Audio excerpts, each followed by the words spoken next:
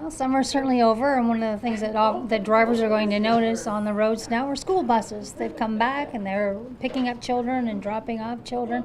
So drivers need to be aware and be prepared for them, for the buses that are stopped. If a school bus is stopped with its red lights are activated, that means either children are getting on the bus or getting off the bus. So the law is you have to stop for them from the front and from the rear, back a certain distance.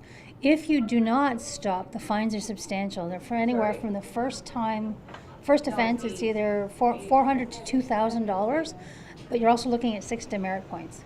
We're looking for safety. When it comes right down to it, when you see charges that have such a strong fee assigned to them and the large number of demerit points, they're showing how important that is for safety purposes. We're keeping our children safe.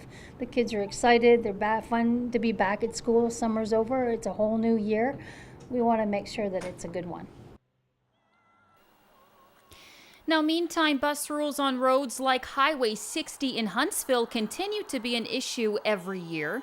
A family submitted this footage towards the end of last year of vehicles not following those rules.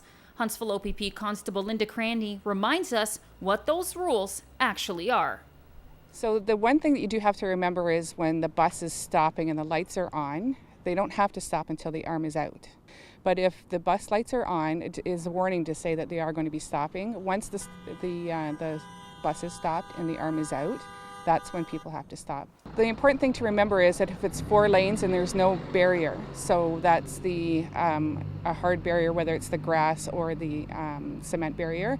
If there is no barrier, you have to stop.